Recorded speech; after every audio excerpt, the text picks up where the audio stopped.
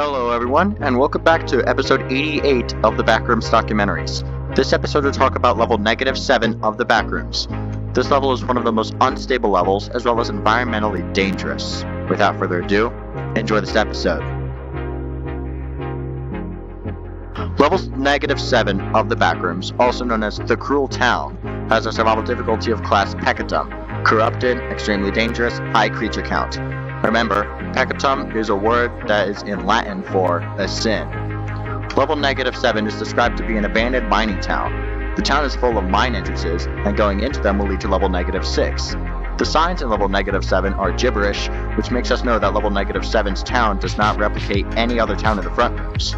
In some way, level -7 is sentient, as gates and doors will shut randomly and lock behind you. There is a mist that is deadly to inhale, and apparently level -7 can control it to target the people there, so at this point, it's just hating for no reason. At the very center of the level, there is a factory that is extremely unstable and radioactive. It's impossible to enter the factory because the radiation in the factory is very active and will permanently wipe you out in an instant. The factory was once a chemical waste plant, which is the reason why level -7 has a high amount of radiation. Every 5 hours the factory will release a dark gray mist, but it can sometimes be dark green or blue. The mist is very hazardous, and inhaling it will cut one's lungs and damage the throat. The main reason behind this is because the mist is mostly carbon-based. Anyone who inhales this mist will ultimately kick the bucket. Around 3 hours after the mist has been released, the entire town will be covered in the mist, and their only option is to escape. As I mentioned earlier, the mist is mostly carbon-based. In case you don't know, carbon is the 6th element of the periodic table and covers 0.025% of the Earth's crust. A molecule known as carbon dioxide is what we exhale from our nose and mouth and is extremely dangerous to inhale if there is no oxygen coming through. Being covered in mist being made of carbon is one of the worst things you could end up in.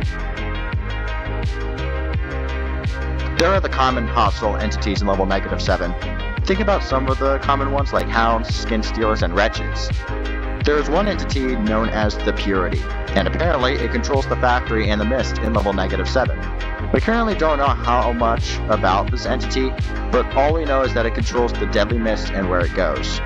An MEG representative has tried to communicate with the Purity, but after the conversation, the factory emitted a blast of the radioactive mist, which ultimately affected the representative, killing him a year later due to a shortened lifespan.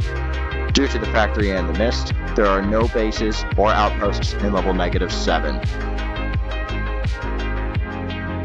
To enter level -7, there are 3 ways. You can either travel too far into level 10, and there's a small chance to end up in level -7. You can also use the theorized exit in level -6, and using one of the doors in level -1 has a small chance to lead to level -7. You can exit this level by going far into the outer fields, and they will lead to level 10. This is a very dangerous method because not only does it take hours, but there are hostile entities in those fields.